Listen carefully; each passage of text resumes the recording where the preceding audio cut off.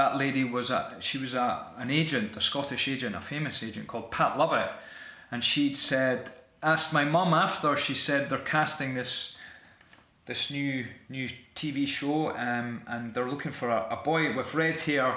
But Rory does judo, doesn't he? Because I did do judo, and I had to. My character in this film he's murdered right at the start, and he's thrown off Gibson Street Bridge in Glasgow, and wow. So the kid that they got had to literally be thrown off and fall into a big airbag. When you act in so many different roles, Yeah.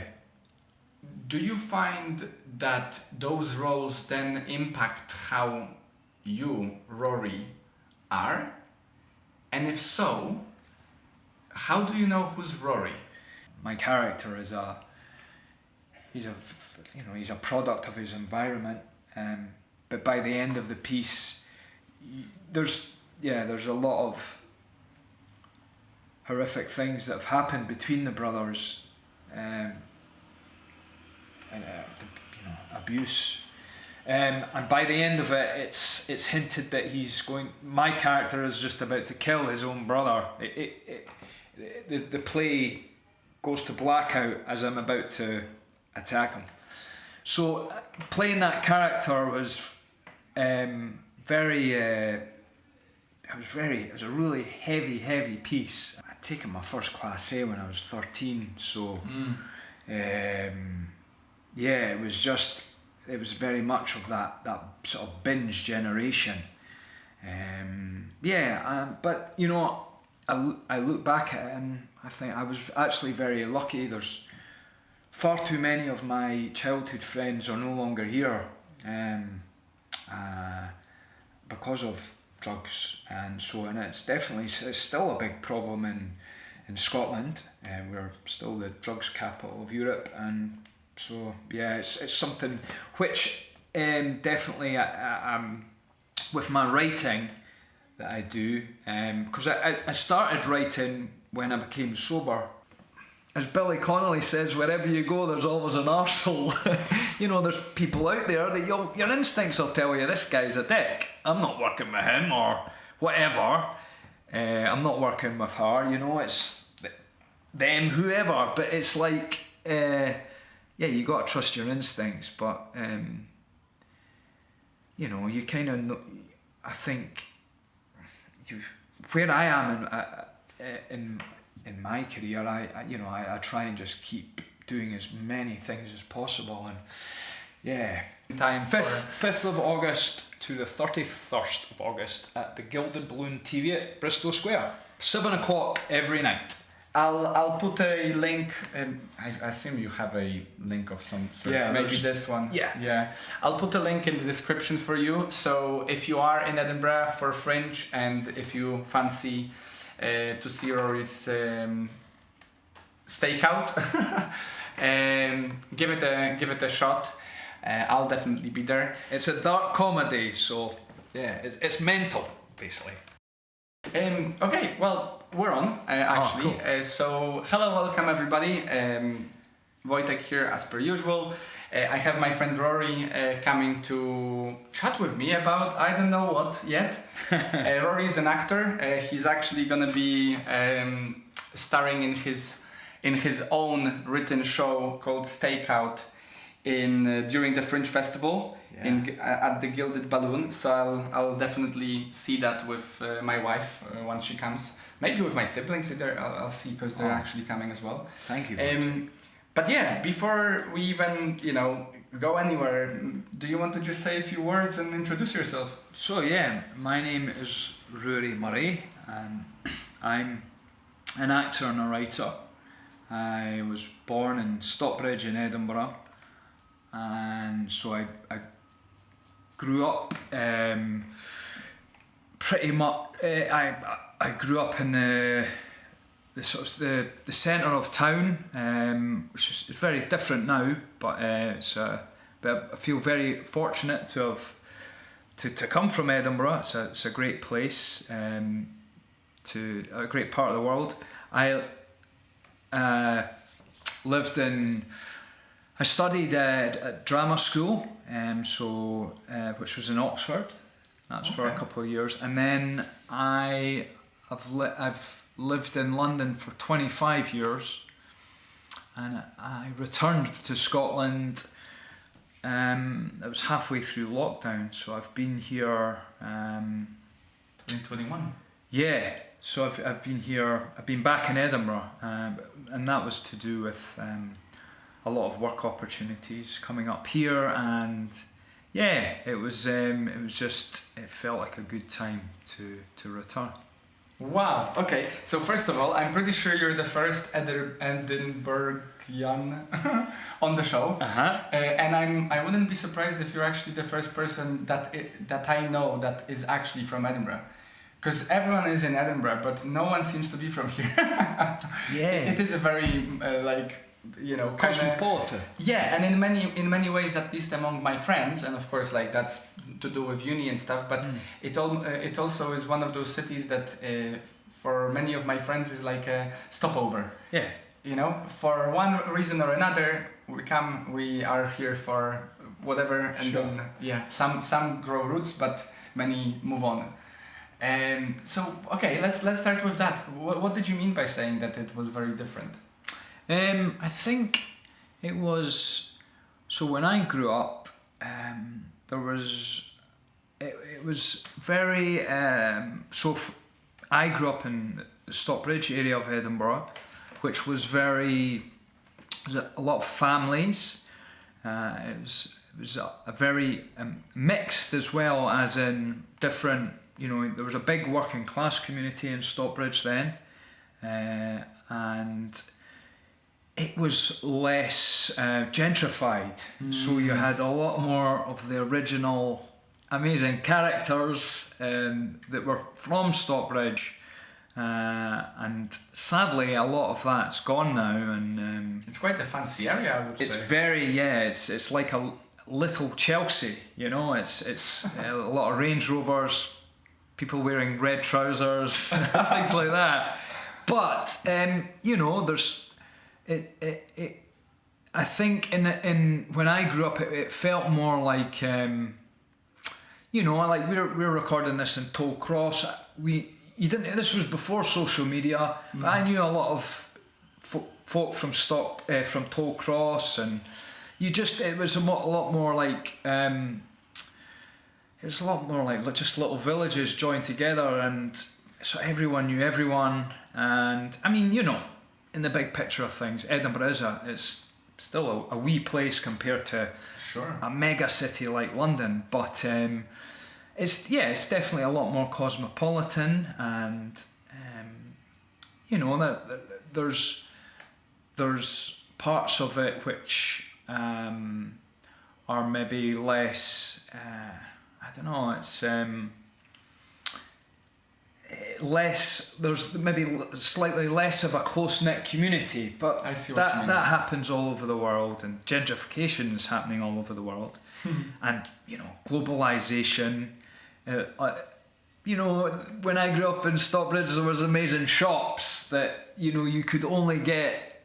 There's a famous shop called Rimo's Caf, which was ran by this amazing Italian guy called Remo. It was his cafe, and you could, you go in there, and when you were a little kid, you'd get your sweeties and all that kind of stuff. You don't get places like that anymore, But so and I suppose you always look back at things maybe slightly with rose-tinted glasses, but it was. It was a great time to grow up there, and I there's a few families I know that are still left there, but one of my best friends, Val, in her tenement stair, it's a lot of it's just Airbnbs now, so you don't really neighbours, it's really transient, so community's just kind of gone, and that's a big shame.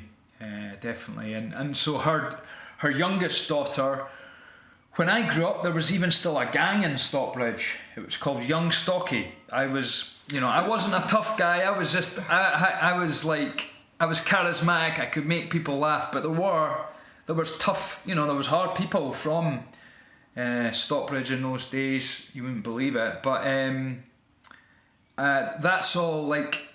So going back to my friend Val and her daughter, when she grew up, she's just left home, but when she was growing up, there was no one really for her to play in the streets with. There was no one, do you know what I mean? It was, that had all changed, and so yeah, I find that that's a bit of a shame, Anyway, it's obviously maybe on a shorter span, but I did, for example, observe the difference between my childhood and my youngest brother childhood.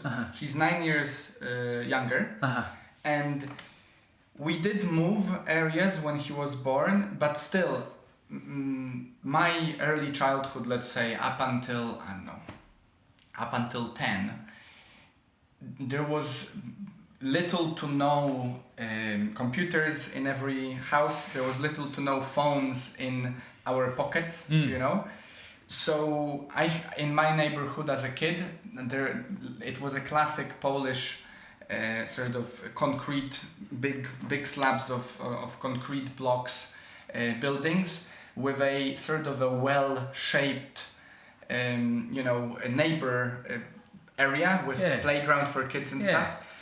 And I did essentially spend the majority of my early childhood just playing around that area or running around the streets as we grew slightly older. Yeah. And I had huge is a big word, but I had at least 10 friends whom I would come up to the door, ring the doorbell, they would come down and we would play around. Yeah.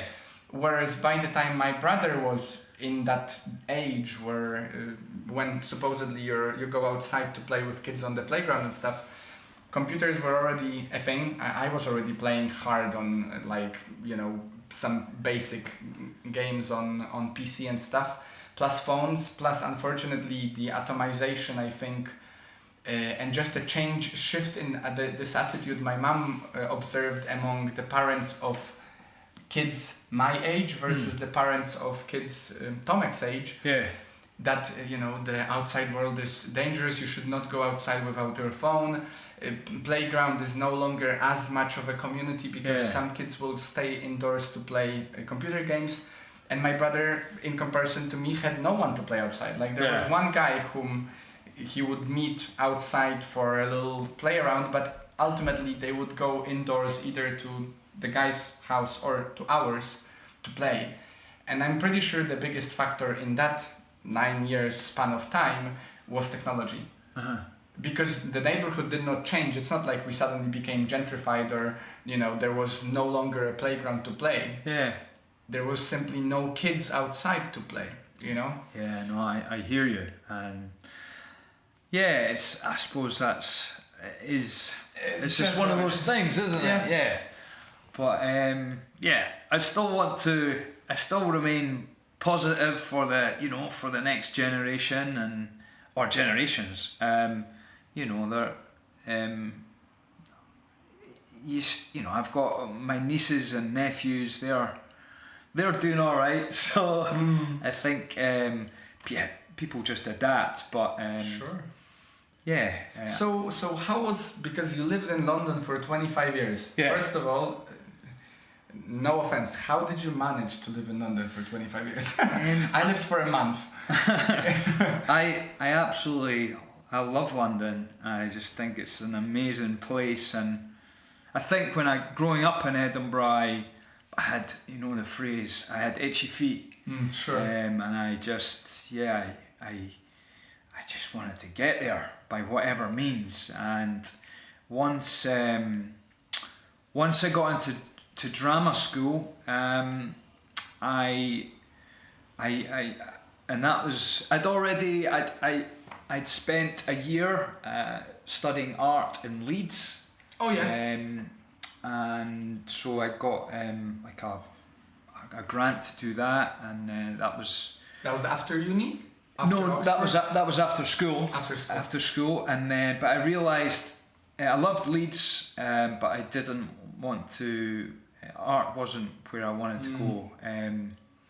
Both my parents had at one point they'd both been artists, so that's obviously where I must have been influenced by them. But yeah, I'd actually had a part in a film when I was a kid, and when I was about 10 years old. It was a film for TV, and it was called Brond, and it was Brond. Yeah, and it was for a newly formed TV station called Channel 4, which is now a big thing now, but it just started then. And I'd been in a school play in Edinburgh, and my mum had come along to see me, and there was a classmate of mine, her mum had come along, and that lady was an agent, a Scottish agent, a famous agent called Pat Lovett, and she'd asked my mum after, she said they're casting this new TV show, and they're looking for a boy with red hair, but Rory does judo, doesn't he? Because I did do judo, and my character in this film he's murdered right at the start, and he's thrown off Gibson Street Bridge in Glasgow, and wow. So the kid that they got had to literally be thrown off and fall into a big airbag, and land safely, I guess, and know how to fall and all that stuff. So yeah, I went through for the audition and I got it, and it was an amazing experience because I worked with a very famous Scottish director called Michael Caton-Jones. There was the man that pushed me off the bridge was a famous actor called Stratford Johns, who was big in Days Gone By, and the lead of the piece was an actor called John Hannah, who he's a very well known Scottish actor who he was in 4 Weddings and a Funeral. Oh yeah. But he was in The Mummy, but that was his first film, and we acted opposite each other in that, and yeah, so that experience, I was only 10, but it stayed with me. And so jump forward years later when I was at Leeds College of Art, I knew it wasn't for me, and it was my art teacher said, what do you really want to do? And I just remembered Brond, and I said, yeah, I want to be an actor. And she said, right, there's the door, go and do it. So I went back to Edinburgh for a year, and I started working on audition pieces. Sure. And then I was lucky enough to get into the Oxford School of Drama for 2 years, and then I loved it, and then but I knew that at the end of it I'd have a showcase in London, and I actually left early at the end of my second year because I got taken on by an agent in London, and so I moved from Oxford to Hackney in East End, and Clapton Pond, and it was I knew from the moment I arrived, like I love this place. It was just bonkers but brilliant. So it was very artsy there, right? Is that Hackney is what kind of area is that? Because London is like, you say you're from London, but every neighborhood is a different London. Yeah, well, that was 1998 when I moved there, and Hackney was still, the hipsters hadn't really arrived yet. It was still rough. I was on a street called Downs Road in Clapton Pond, and the main street next to it was called Murder Mile because there was a lot of trouble. We never saw any of it. We got on with everyone, and I'd moved in with one of my best friends, and that I'd grown up with in a 1-bedroom flat, and then by the end of the summer there was 4 of us from Edinburgh, 4 best friends just in this 1-bedroom flat. So it was like top and tail and beds and stuff like that, but we didn't care because we were in London and we were having a great time. So were they all pursuing a career in arts? My best friend Ewan, he was a jazz drummer, so he was playing in bands. some of the other boys, one of them he was in sort of business, and the other one he was an actor as well with me, so yeah, we were just at the beginning of everything. But Hackney at that time, it did have a great, there was a lot of artists and musicians, and just creatives, and I was very lucky as well that my best friend Ewan, he was working for this club called the TARDIS Club, which was in Clerkenwell, which was not far from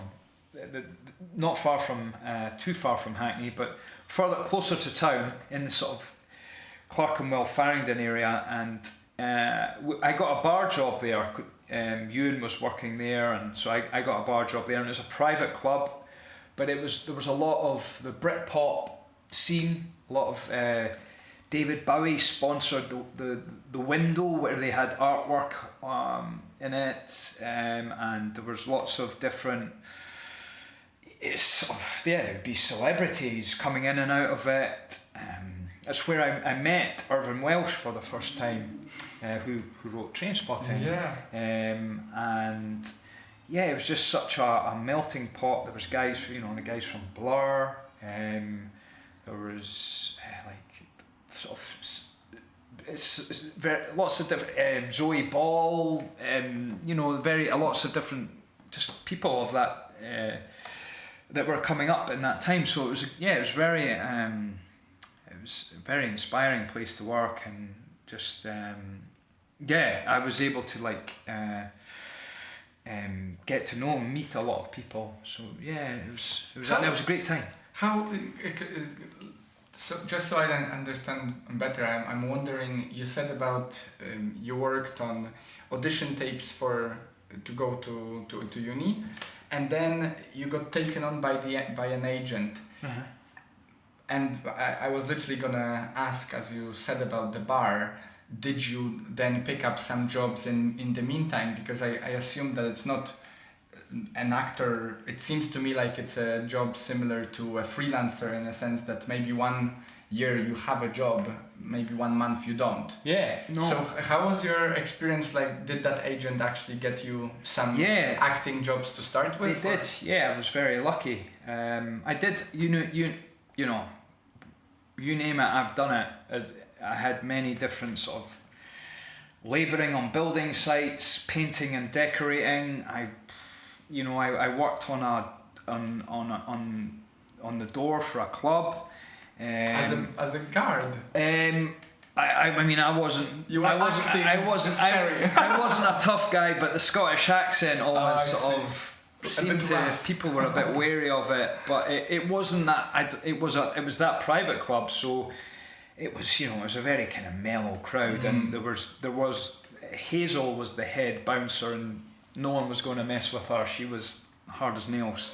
So, but yeah, no, it was. I had lots of jobs to keep me going, but I was, when I first started out, I was a really good agent, a big acting agent, so yeah, it was an exciting time for me, and I was able to get some really good work. I was able to work with some fantastic actors from quite early on. I worked with people like Daniel Craig, who obviously was a megastar, and that was on a Channel 4 TV show called Sword of Honour. I worked with Dame Harriet Walter, who that was on a BBC show called DL and Pascoe. Ray Winston, who was one of my acting heroes. I worked with him on a show called Lenny Blue, and so it was. I was very lucky when I started out, but I also did have coming from Scotland. Growing up, when I grew up, there was a big drugs culture growing up. So I'm now 15 years sober, but when I was first arrived in London, and I started making money. I'd never had money before, but I still, continued to,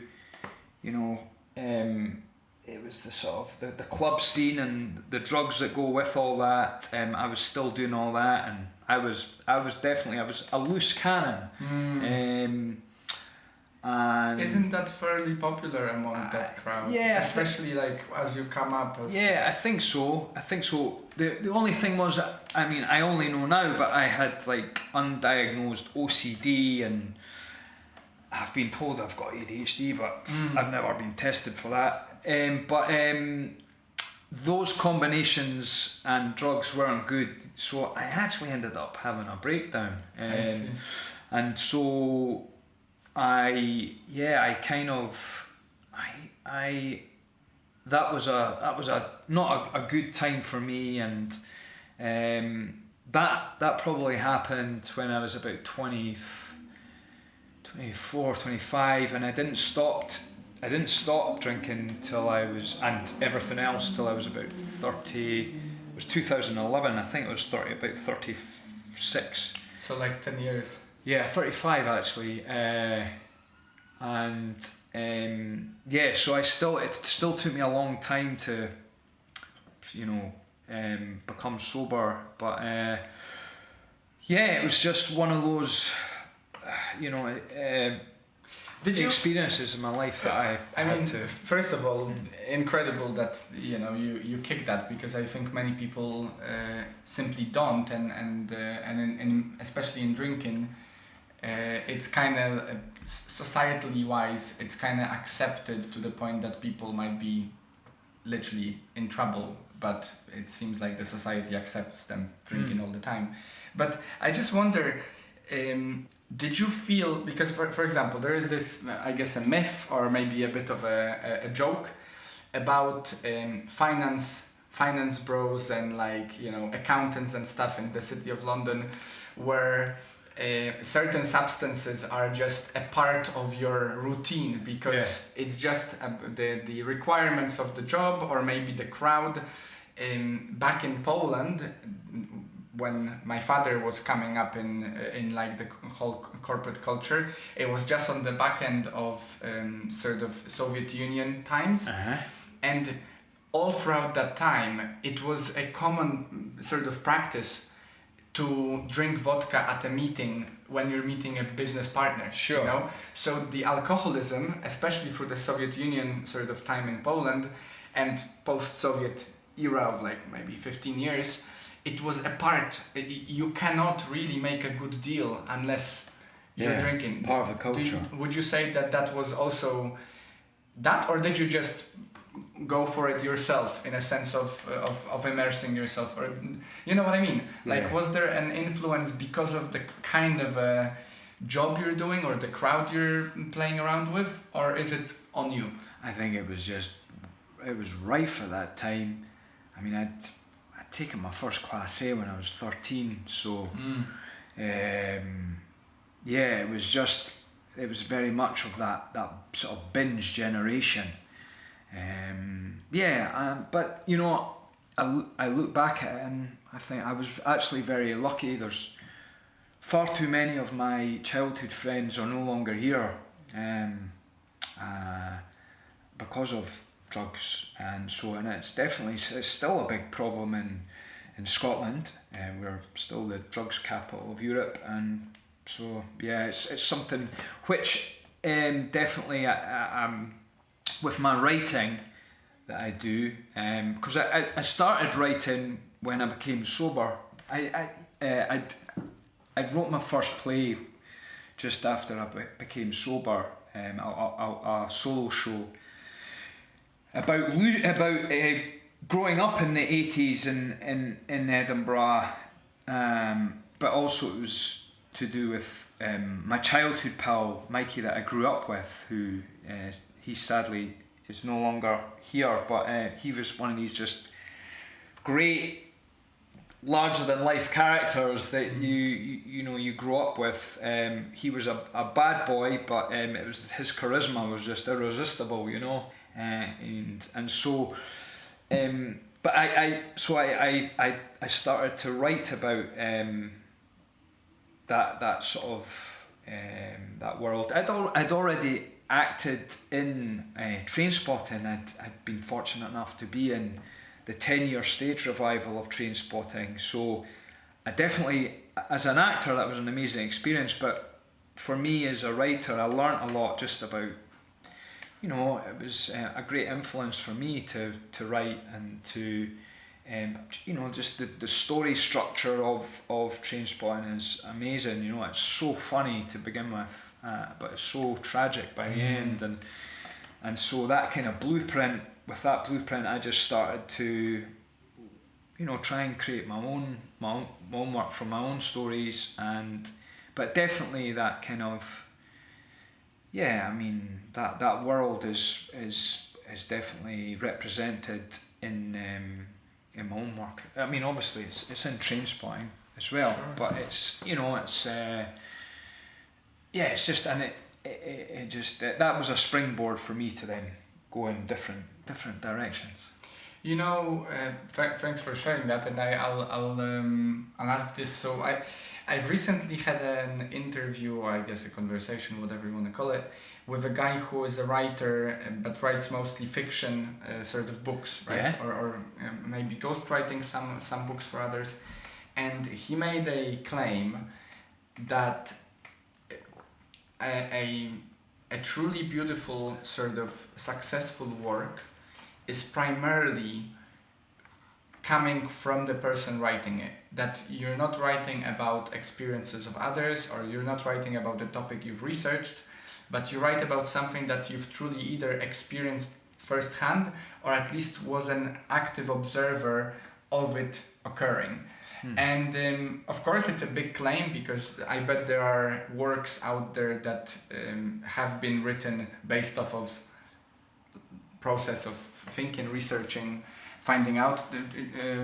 Tolkien did not have to go to Mordor to write about Mordor. Sure. But primary, storyline and everything within it is probably fairly close to his heart in a sense of experience of a daily life. Yeah. So I'm just wondering, what do you think about that thesis? Do you find that most of your work, if not all, comes primarily from within, or do you? I don't know. No, I definitely think to begin with, yes, yeah, you write about what you know, but as I've progressed with my writing, I've then a bit like a journalist. I'll do a lot more research into characters, and there's definitely you always kind of go back to yourself for the kind of to check with the emotion. You try and look for sort of your own experiences or people that so, but I do, as I'd like to think I'm becoming more experienced. I'm looking further away from my own life experiences, and looking for stories from that are not. I don't want to just write about the same stuff. Yeah, I see what you mean. I'd like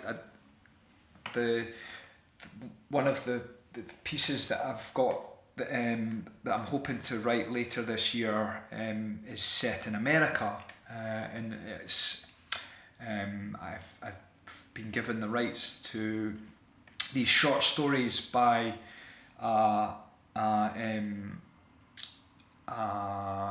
what would you call a shrink?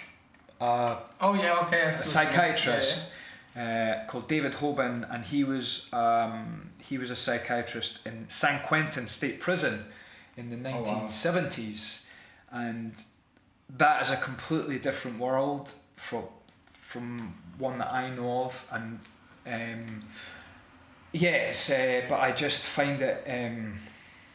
I'm fascinated in this. In the when I first read the stories, I just thought these are amazing, and yeah, it's you're entering hell, really. You know, one of his opening stories is about entering San Quentin, physically entering San Quentin for the first time and being led by the bulls, the prison guards, and told, you know, what to do, what not to do. And as they're crossing through this main yard, everyone's told to stop what they're doing, and there's alarm sounds go off, and everyone separates. It's like, you know, the sea separating, and this guy comes through chained up, and it's Charles Manson. Oh yeah. The from the Manson family, the murderer, and it was just such a vivid memory that he had, and I just thought, God, that would be such a strong introduction to this world of people, but you know, and there's obviously very bad people in there, but there's also people that are in there who maybe shouldn't be there, you know, and so there's great human stories that I want to tell. There's a lot of tragedy, but there's also a lot of humour, and that's from people that probably they're never going to see the light of day. But it's I just thought it would be a great you know, adventure for me to write about. So. What do you mean? You're writing like a play from it, or play. Yeah. What do you mean by you gained rights? So did you research to find it or were they looking for someone to write it into? No, I was just fortunate in that David is a family friend of my dad and he's a friend of my dad and my stepmom. My stepmom is from Detroit. So they had already, I've already had a bit of I've also spent time in America as well, I was in a 4-year long distance relationship with an American lass, so I'm definitely, I mean, obviously it's a very kind of polarising part of the world. Well, it's polarising times really everywhere, but I'm fascinated by America,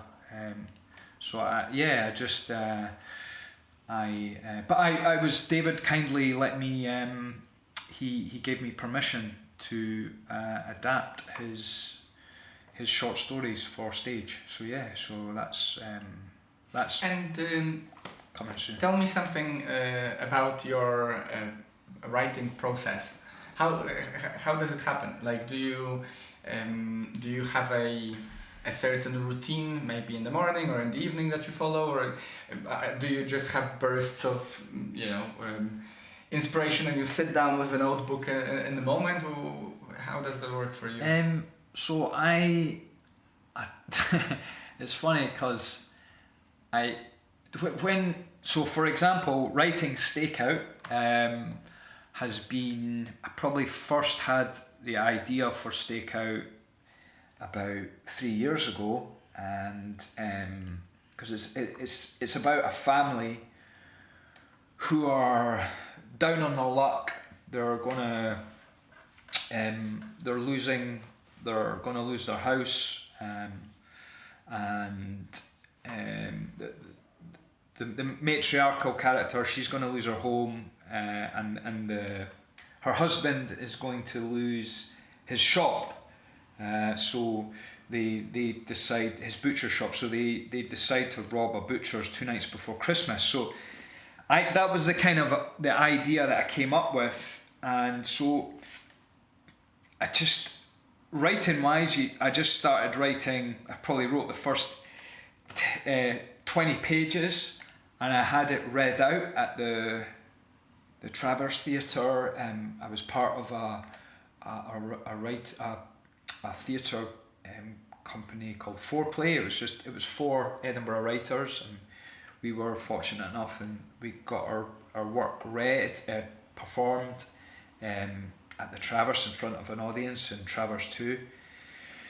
And that was great, because it would give you an idea about your piece, and so I'd spend a lot of time at the National Library on George IV Bridge, and I would get up in the morning, and I'm sober, I have to I train in the morning, because I have to do that, and then I'll get to the library, probably depends.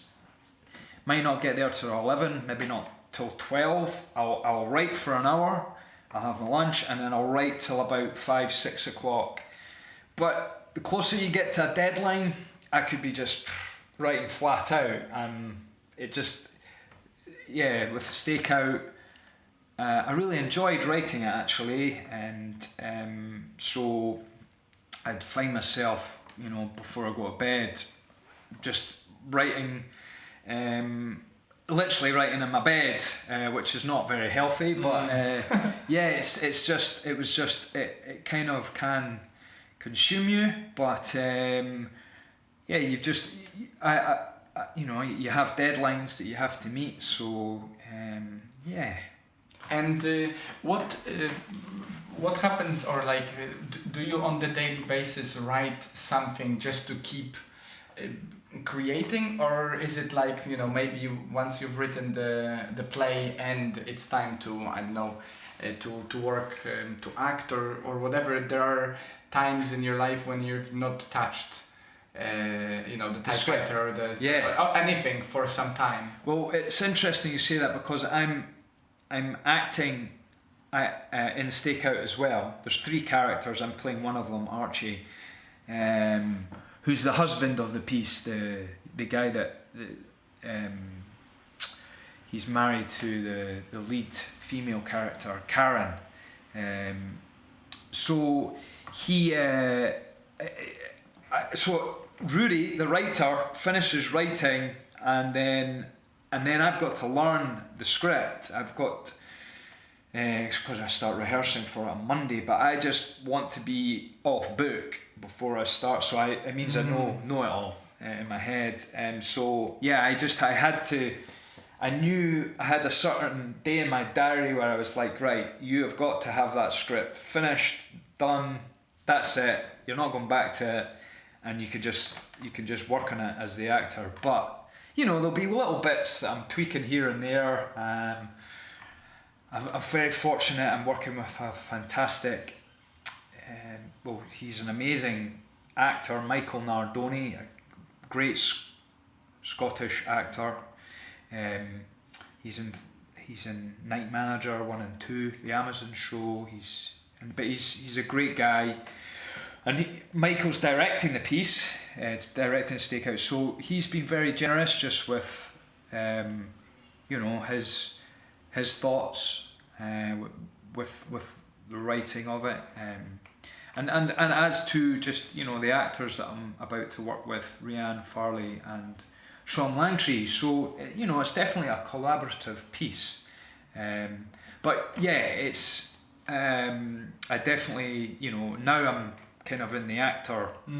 I've got the actor head on at the moment, so it's a bit bonkers, but that's the way it is. Would you say, I assume the answer is a straightforward yes, but would you say it's easier to act in a play you've written?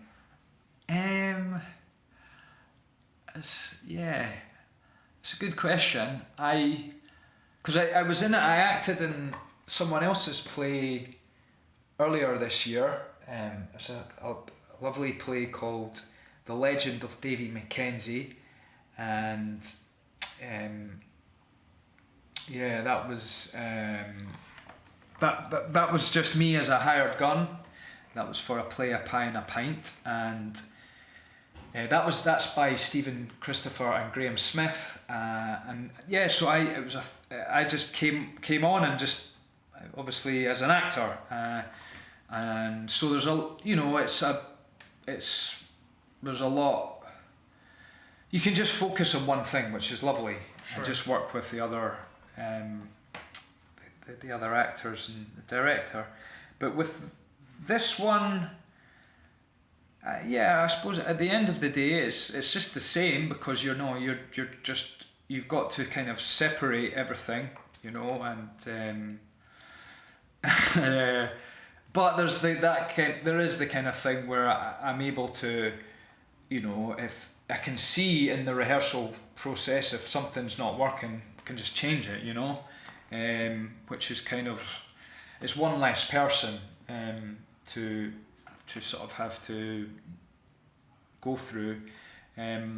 Also, just from a purely practical side, I don't know if there had been a mega budget for this, I don't know if I would have cast myself in it. Sure. Although I love the character Archie, and I'm excited about playing him, but I'm not a megalomaniac. It's not a vanity project, but because I've been lucky in that I've got some funding for it, but I am having to put some of my own money forward. So in practical terms, it just means there's one less person that needs to be paid, and one less person that needs to be kind of accounted for. I guess I noticed that you're not the one directing it. Yeah. And I guess that might be a bit more of a conflict of interest if you were both directing and acting. Oh. In a sense of that workload, right? Because at the same time you would have to observe yourself. Wojtek, person. I would be checking myself into the lunatic asylum if I was doing that. It would just be too. Yeah, it'd be too much, I think. And I'm not. Yeah, I don't. I've not got aspirations to direct. I think that's. It's just something that's not in my skill set, and I know I'm fortunate enough to know and work with people who are just they're amazing directors, and I'm just like, that's not something that I can do. So you said you played in a movie before. Yeah. As a child. Yeah. Did you play in any movies other than that after, or maybe I'll make the question even broader. Is it out of choice that you chose to play drama, or do you basically you're open for either projects and as they come? No, I'll do whatever comes my way. I have been lucky enough I was in a fantastic film called Newtown Killers, which was a Richard Jobson movie, and that was filmed in Edinburgh. More recently I was in a film called Night Bus, which was filmed in London, and that did really well. It got selected for the BFI London Film Festival. Amazing.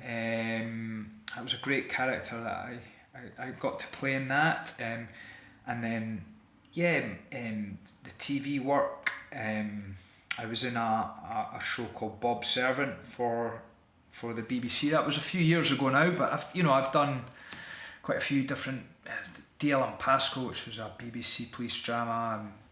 That's TV, but yeah, I'll just whatever comes my way. More recently, I've been fortunate, and I've been doing voiceover work for video games and commercials.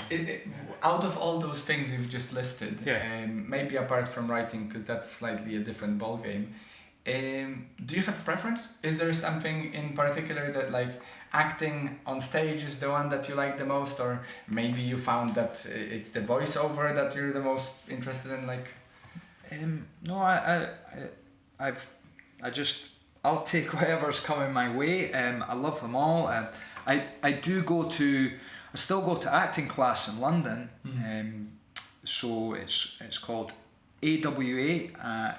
That's in North London, and that's a guy called Daniel Benzanu runs AWA. It's very kind of AWA is act without acting, so it's basically not acting, if you know what I mean. So it's just very real.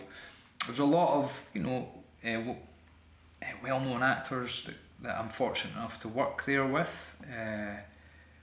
Work opposite. That's how actually I met Rianne Farley, who's in Stakeout. We acted together.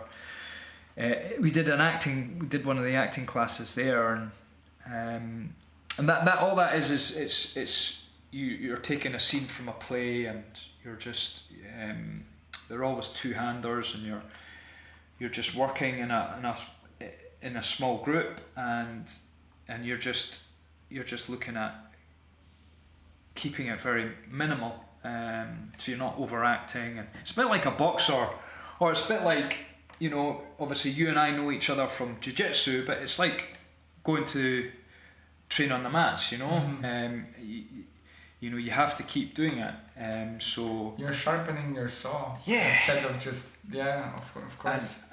And so for me, that's just as it's really important for me, and that I can then take those skills to theatre, to TV, to film, you know.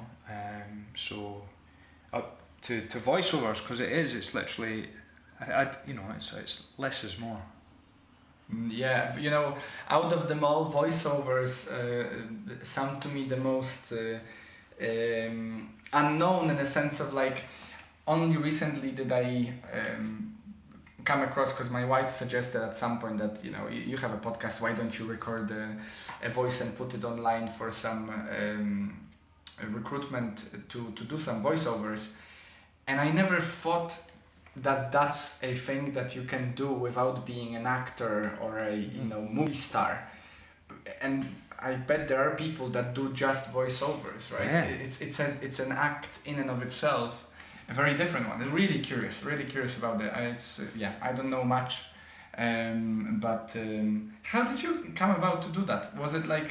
Do you know what? Funnily enough, it was actually through the movie I did, Night Bus. I had it got into the BFI London Film Festival, and my voiceover agents, Hobsons, who are based in London, they'd been to see the movie, and they got in touch with my acting agent, and my acting agent put me in touch with them, and they took me on. Oh, I see. So great. It's an agent for voiceovers. Yeah. And I see.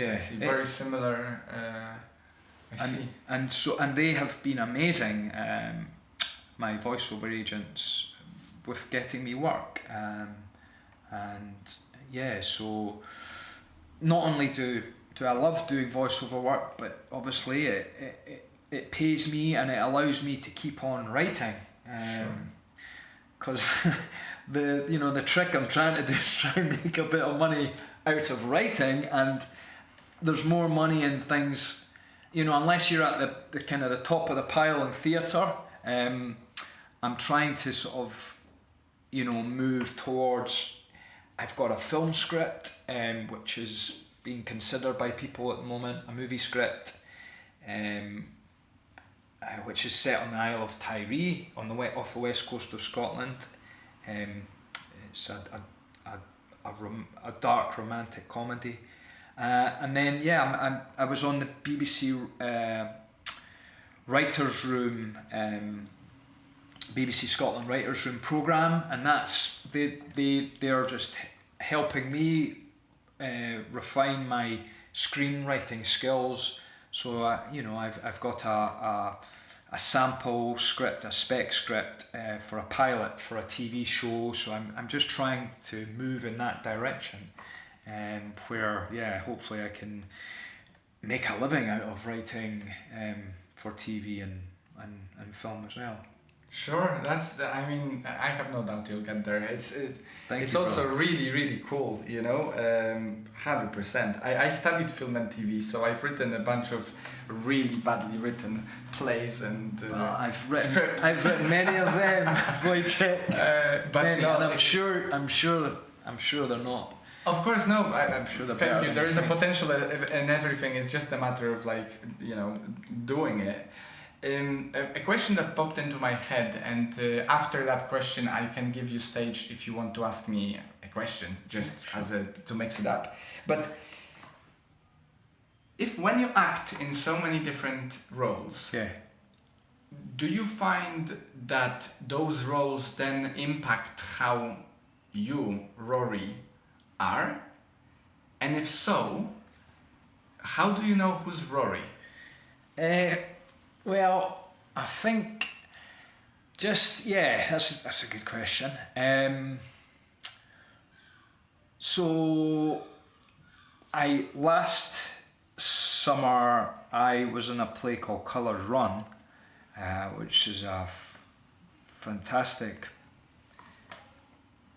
It's a really brilliantly written script by a Scottish Edinburgh writer called Mikey Burnett, and in that play it's about two brothers who live in Edinburgh in Leith, and one of them's the character I played was called Pongo, and he is a Hibs football casual, a football hooligan, and the play begins with him entering the flat that him and his brother live in, and he's just murdered someone. My character, Pongo, has just murdered someone, and so he comes home with this secret. But as the play progresses, you realise that him and his brother have had a brutal upbringing, and my character is he's a product of his environment. But by the end of the piece, there's a lot of horrific things that have happened between the brothers, and abuse. And by the end of it, it's hinted that my character is just about to kill his own brother. The play goes to blackout as I'm about to attack him. So playing that character was it was a really heavy piece, and the actor Sean Langtry that I played opposite, who played the brother Pete, he and I both, we were very great pals, very close friends, but it was a very taxing piece, and you could find yourself being very it could affect you, at the end of the show, because you kind of, these people that you've invented, they might not be real, but there's people like that out there, and so you act as if they're real. So that does affect you, but fortunately, I'm able to differentiate between what is real and what is not real, so that by the end of it, I'm back to being Ruaraidh Murray, and not some murdering lunatic. But it's not to sound like a wanker. It's it's very humbling, because there's people out there who are, there's always someone worse off, but it's I think that, for example, you and I know each other from jiu-jitsu, and that's something that I love about jiu-jitsu, is it's, you just go there. It's a very humbling experience for me, because I'm normally getting... For everyone, even the black belts get bitten by other black belts. Really, it's as humbling for me as it is for you, just for different people. But it's definitely, it's just somewhere where you can just you can check out, but also check in with yourself, and you just know, this is me, and I like me, I like being who I am and all that kind of stuff, and But it does sound, as you said about the play and Pongo and Pete, it makes sense to me in a sense of energy exchange. Like if for an hour and a half you act out emotions and basically, you know, I guess raging at one another. I assume I've not seen the play, but from context, I assume there are a lot of exchanges of quite an aggressive, you know, high vibration energy of. I'm not surprised that by the end of it, you might feel as if that was real, because that energy was exchanged. You know, if you're screaming at someone, even if you're pretending to scream at someone, the scream is already acting out on us, you know, on our bodies, on our minds, to the degree that it is as if it's real. So I guess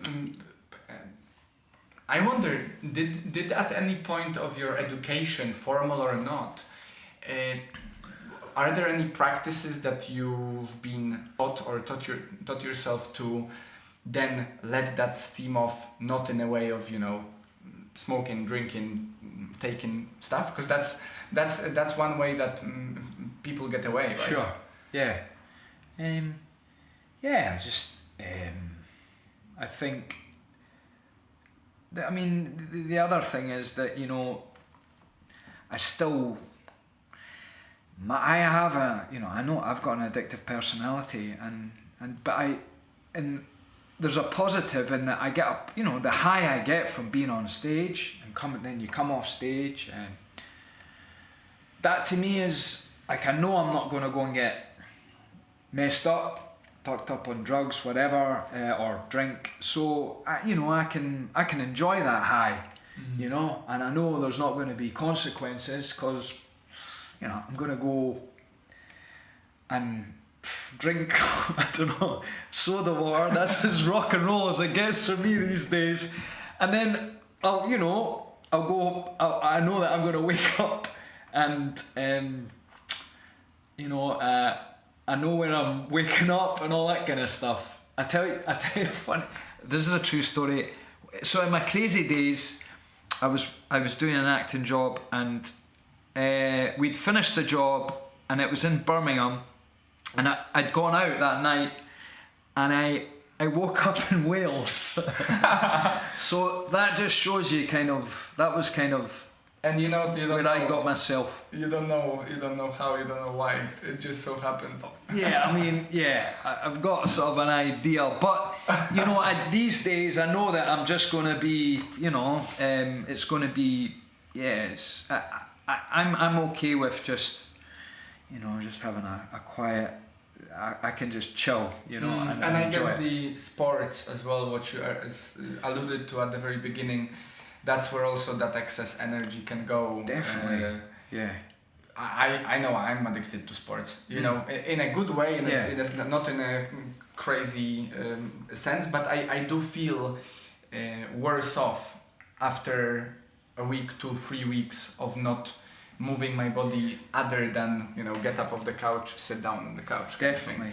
And so for sure, I have many more topics to explore, but I just wanted to give you an opportunity. Do you want to ask any question? Do you want me to, or do you want a certain topic that we follow, or shall we continue? No, I mean, I'm quite happy just to continue. I was gonna ask you, what attracted you to jiu-jitsu? Oh, yeah, right. That's a good question. So, funnily enough, I did do kickboxing before. Yeah. And that's how I know Leeds, because there was kickboxing uni championships every year in Leeds. Right. Great event. Probably a highlight of my uni time. So you went to uni in Leeds? No. I went to uni in Wales, in Aberystwyth. Right, but the championships happened there. In Leeds. Brilliant. So I've been there a couple of times, both driving there or being driven there, depending on the year. But that was great. So I did kickboxing for a few years at uni. And the whole martial arts, that's maybe an interesting topic to touch on, and we sort of alluded to on with Alex yesterday, but it will air after your episode. Sure. I don't consider myself an aggressive person. Yeah. There were times when I was younger when I was angry with mostly my sister, and of course I had some rage phase of screaming at parents and stuff. But I never got myself into a fight of my own accord. Even if I did get, sort of punched or whatever, it never escalated. I don't consider myself to be a person that likes violence. Yes.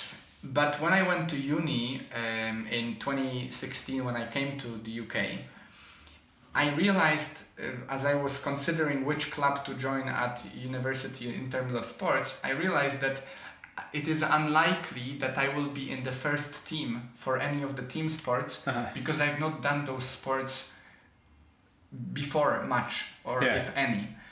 And I didn't want to do football. I used to play football when I was younger, and then I gotten over it. I was like, I'm not gonna do that anymore. I just got bored. And so at that point, I was like, well, let's try what clubs are there for sort of sports that don't involve team effort, and so maybe I could start from scratch. And it just so happened that I liked kickboxing. After trying a few different random things, I was like, oh, that might actually be something for me. Yeah. And I did enjoy it. I did unlock a certain maybe level of aggression in me that I didn't know was there, but I don't, that's what I talked with Alex about yesterday. Personally, I don't think I have that additional level X factor that makes a fighter an actual professional fighter. Yeah. I'm not aggressive enough to go the extra mile, you know what I mean? So I enjoy it in a sense of sports. Yeah. I had small wins here and there in terms of those sort of competitions uni-wise, but I never pursued it further. And then I moved to Edinburgh just off the back end, same as you actually, 2021. At the end of the year, I arrived here, I think, somewhere August or September. And at that point, I think that was the time as well for Jiu-Jitsu to be a bit more recognized because of Joe Rogan talking about it a lot. And, clubs were popping up by then almost everywhere. And I just saw an advertisement from Size Gym as he was opening after sort of COVID. And I just realized, I know how to punch and be punched, but I don't really know what happens if I'm on the floor. This is not to say that I need to, I'm preparing for killing people on the streets and therefore I need the floor. But it did feel to me like a nice addition. Plus, and I still hold by this opinion, it is actually a gentler martial art, in my opinion, than kicking and punching. In terms of, head injury, damage. Brain, and I was already past, concussions and experiences that my mom did not want me to continue punching and kicking, and I had good reasons to just give it a shot. So I was looking for some sport that would still continue martial arts, but at the same time maybe slightly different. Keep your noodle. Without so much punching, and I still enjoy it. Kickboxing is great, and I even ran some classes for Sai before, and I loved it. That's one of the things as well that I really like. I like passing on if I know something. I like teaching. But I wouldn't do it professionally. I have a friend in Poland that is semi-professional by now in MMA. But it's such a taxing experience on the body. Man. I think he had 3 or 4 operations by now just from he punched the guy in the head and broke his wrist. Imagine how the other guy looked like. It's just a very heavy on your body experience. Now back at you. Why did you choose? Is it for a role? Do you know what it was? I was just looking for something to help me with just the balance in my life. An ex-girlfriend had said to me, all you do is work, and I just wanted, I thought, I should listen to that advice, and And But at the time you were already working out, right? Because you were already... no, I was like, but I was just kind of just writing, and I was just focused on, you know, work and my acting and all that kind of stuff, and it was actually an actor pal of mine, Liam Ballantyne. He was doing jiu-jitsu, and he'd recommended it. I like you, from a young age I did judo from the age of 5 at the George Kerr's Edinburgh club in Edinburgh, and then Did you do it for long? Because I feel like every child did judo once. Yeah, no, I did only for a year, so I did barely remember anything. I did it till I was 15. Oh wow, okay, so you did it. Yeah. Then I found out about girls and drinking and all that kind of stuff, as a lot of people do. Discipline went out the window. Discipline went out the window. But then, like yourself, I then got into kickboxing. First of all in Edinburgh, then when I moved to Leeds, and then, like yourself, and then in London, I trained with an amazing guy called Vic Davis, and that was in Spitalfields. But then, I again, like yourself, I didn't want to have, I didn't want to be smacked in the head anymore, with, sparring and all that kind of stuff. So, and then just jiu-jitsu made sense. I love it. I mean, I have picked up a few injuries, I'm not doing it at the moment because of doing my acting. I can't pick up, I can't risk picking up an injury. But I can't wait to go back, and I really enjoy doing it. I enjoy the community. I've made a lot of great friends like yourself, and also there's definitely parallels with, the whole breathing thing in jiu-jitsu. And that's the same with acting. It's like, you've got to be relaxed. You've got to know, just be relaxed in the decisions you're making, and you're present, and that's very much similar with acting. You've got to be present on stage. You've got to listen to what the other person's saying to you, and and be there in real time. And you're definitely there in jiu-jitsu. You're there in real time because you're like, this guy's trying to strangle me. Yeah. I really enjoy it. Yeah. Very much so. You just made me think that I bet it's a complete shit show if an actor on stage starts thinking about how does he look like on that stage, right? Self-conscious. Yeah.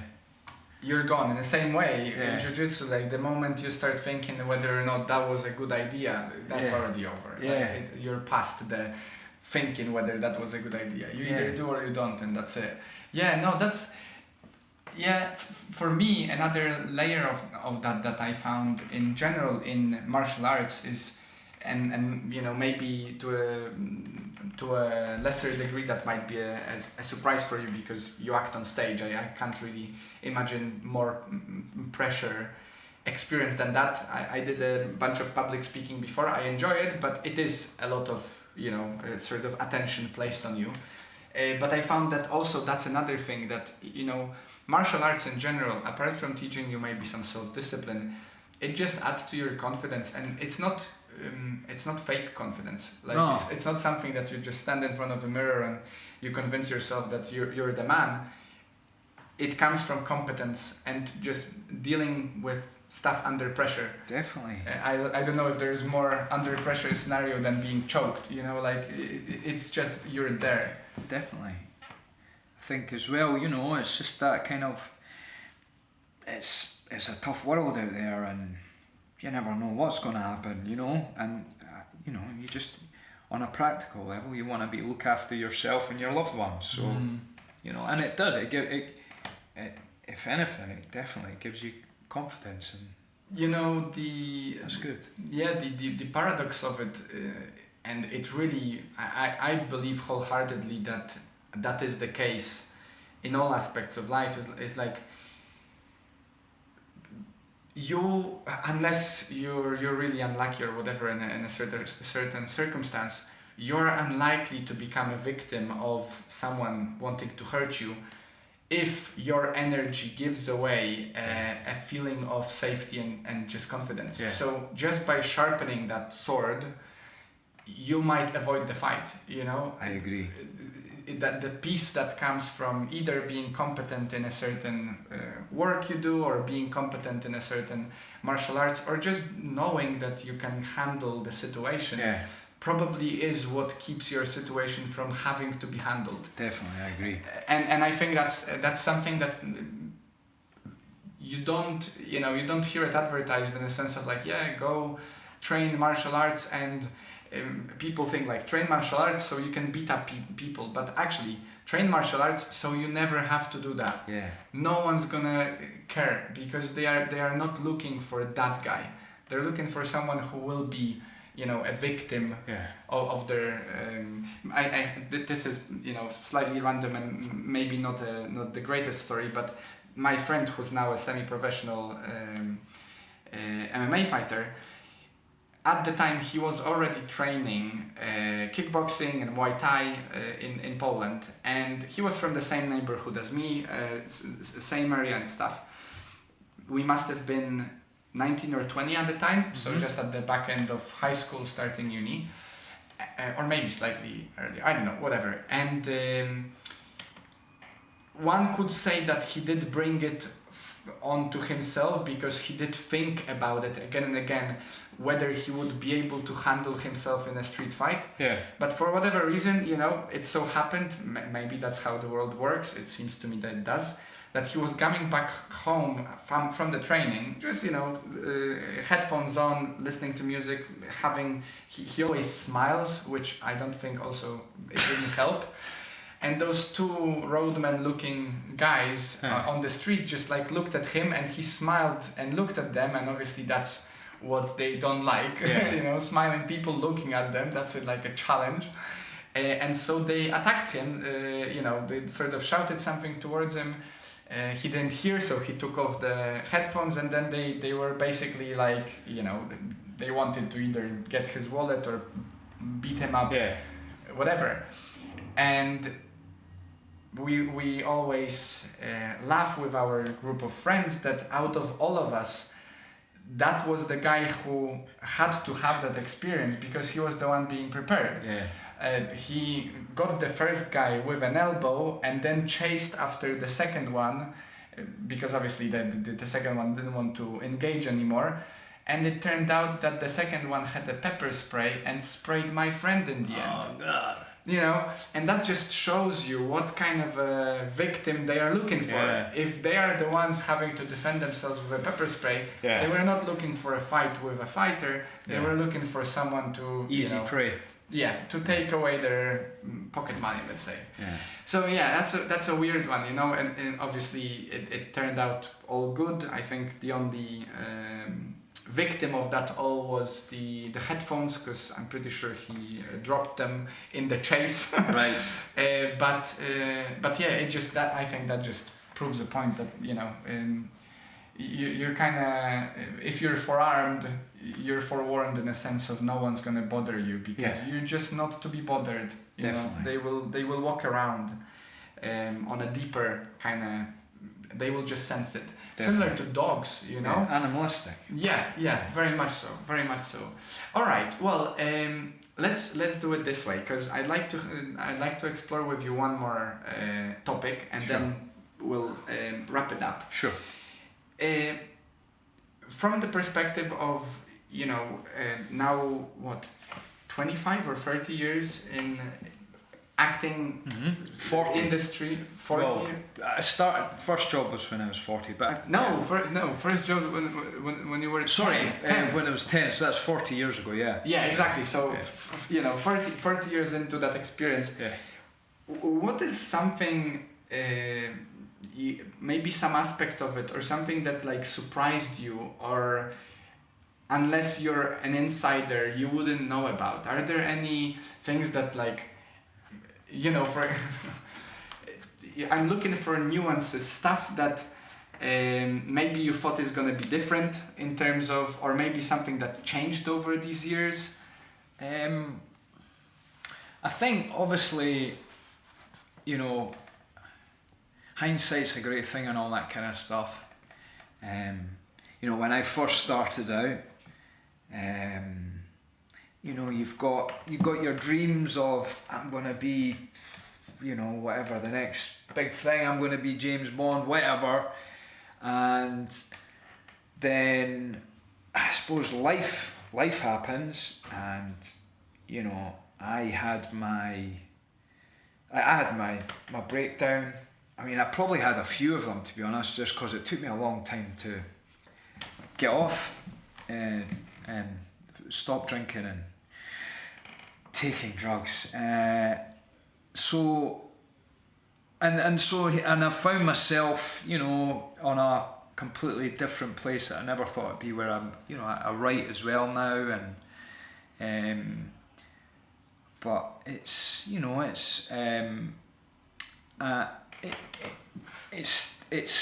but I'm still acting, and I think, you know, it's one of those things where none of the writing side of what I do would have happened if, you know, if I hadn't had that experience, and I'm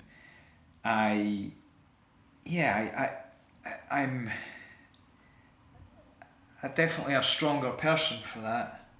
Like whatever goes on with me, you know, I definitely, you know, I've had to deal with my mental health. That's been a big thing, and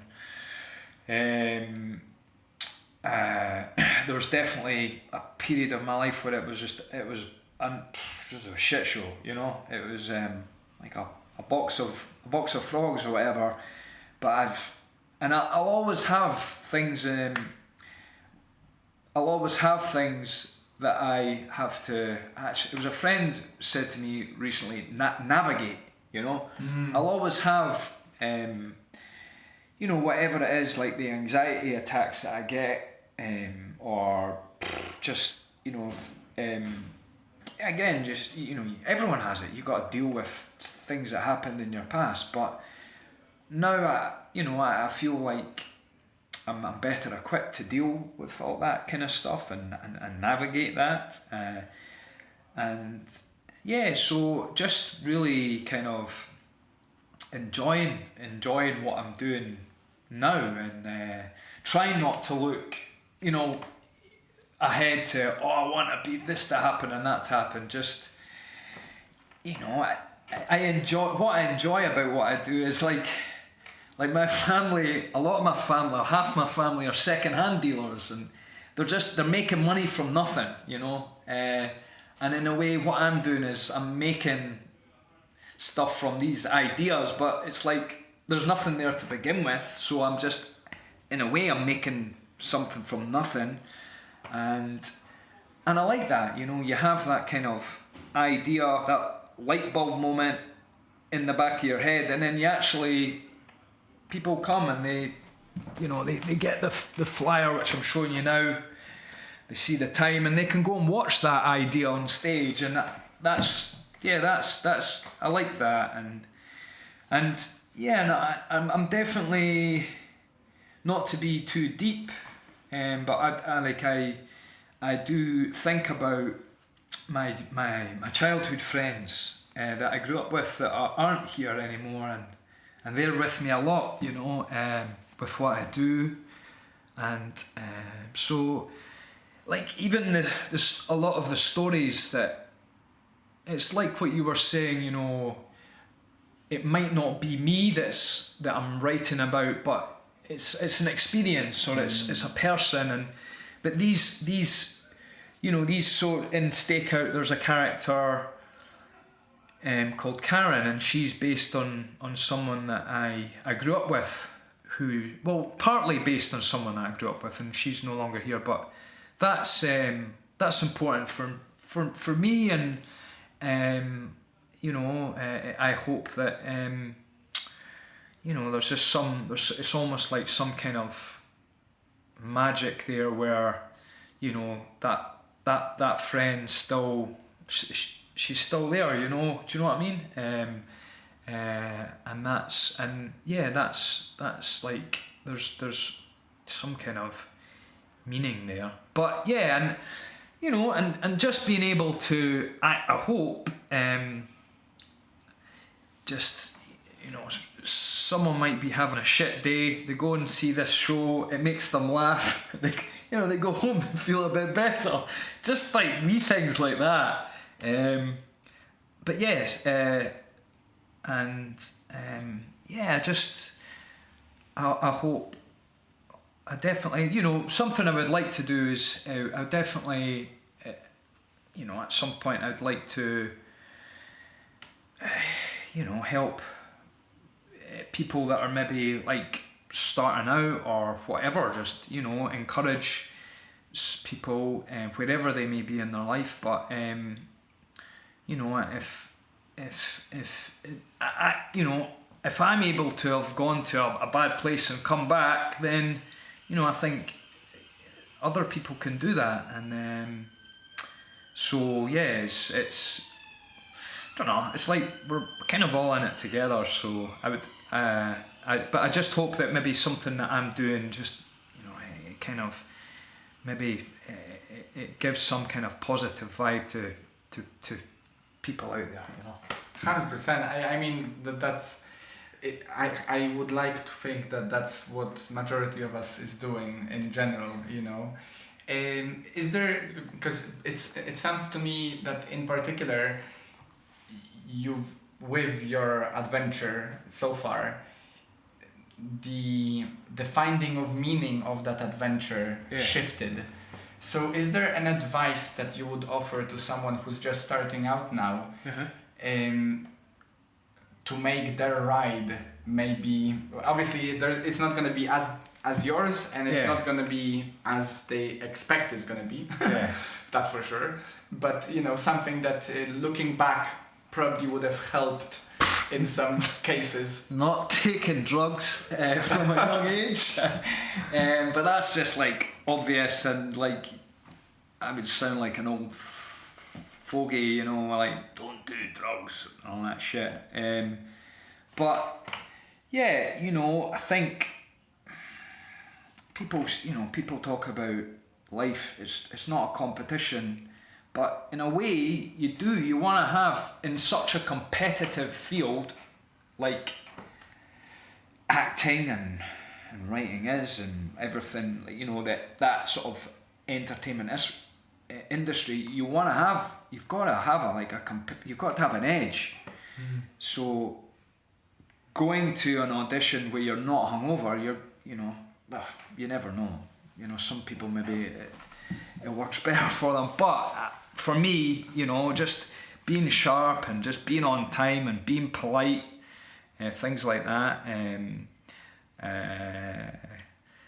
And yeah, I mean, for my writing, the best thing I did recently, well, that was on the BBC Writers Programme. I read an amazing book on writing called Into the Woods by John York, and that definitely changed my life, because that was all about story structure, among other things. But that was definitely that just really helped me with the way I approached my writing, and that's like my Bible now. But yeah, I think just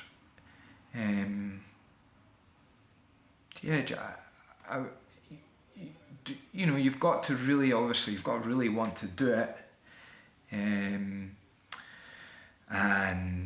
Christ, yeah, you only live once, so you know, there was a saying, I'm sure it was Dizzy Rascal said, you know, if you're gonna, life's hard enough as it is, so you might as well do something that you enjoy, you know. And I definitely agree with that. Because life is literally, you know, it can go quick, so you should really just trust your instincts, and don't listen to people saying like you can't do that, you know. Just do it. one thought that I just had is like, have you ever not taken a project? Have you refused ever to take on a project? Is it? Yeah. Okay, but so for context, I was just thinking, from what you've explored earlier, it seemed to me that whatever opportunity came your way in that space, whether it was acting, creating voiceover and stuff, you would just give it a shot. Okay, ask that question again. The question. Well, yeah. So I'm just wondering, maybe apart from this stage in your life when you have your own works to produce and to work with, throughout your career, especially on the acting side, have you ever turned down a gig? I don't think I have. In that, no, I've always kind of. It was Philip Seymour Hoffman. He said, whatever you're doing, it doesn't matter what acting job it is, you're still acting. So you're going to learn something from it. Just do everything, and it's not like I'm not Philip Seymour Hoffman. He was an amazing actor, but I'm not saying I'm at his level. I'm just a jobbing actor. But yeah, I think you've got to make the most of any opportunity that comes your way, and there'll be, again, they'll as Billy Connolly says, wherever you go, there's always an arsehole. There's people out there that your instincts will tell you, this guy's a dick. I'm not working with him, or whatever. I'm not working with her. It's them, whoever. But it's like, you got to trust your instincts. But you kind of know. I think where I am in my career, I try and just keep doing as many things as possible, and keep saying yes. And it does sound so, and it sort of resonated with me in a sense of, it seems to me that from what you've explored, as you told me, essentially a bunch of your stories from your career, it is a part of that success, whatever you want to consider successful in your adventure, that you were always open for those opportunities, and I just wanted that to resonate as well for our audience, because it seems to me that I found myself in life before, because of having a presupposition of what this will look like or what I want to from that, I might have closed the door on myself with an opportunity, thinking that that's not the right one. Yeah. But at the time, you don't know which one is the right one. Yeah. And it, as much as keep yourself safe, it might just be a good idea to give it a shot, especially in such a competitive and random industry as definitely showbiz. Definitely, I keep coming out with bloody famous people's quotes, but this is the last one I'll use is, and it's definitely one I live by, and it's David Bowie. Life begins at the edge of your comfort zone. And I definitely, if it scares you, or if you think that's a lot to take on. I've never done that before. Yeah, I'll go for it. Yeah. That's awesome. Okay, final question. Completely, you can go with it wherever you want. It's always a question for my guests, a fairly cliche one, I guess. But what would be the last thing you want to share with me and my audience? Sometimes people share a quote. Sometimes they literally want to just say hi to their loved ones. Sometimes they'll mention some random theme that popped up in their life recently and they're just fascinated by it. Whatever is there that maybe you'd like to leave us with. And it doesn't have to be connected to anything we've talked about.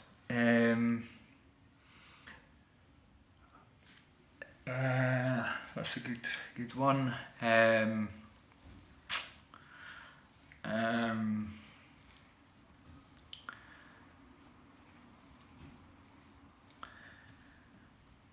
just trying to think. God. This sounds wanky, but the first thing that came into my head was... God, that sounds stupid. I don't know. Come on, give it. So for context, while you're decompressing to think about it, that's why I asked this question. I noticed that as we've had a conversation, and in the conversation it all flows, and for whatever reason we get ourselves and at the moment when the question is just out of the blue, and suddenly you're like, I don't know what's going on. All right, I'll tell you what I'll do. I want I've never actually, raw thing there. I've never had a chance to do this, and this is fucking wanky, but I'll do a wee bit of Shakespeare. Sure. Is that cool? Yeah. Because I learnt this at drama school, and I've never had a chance to do it.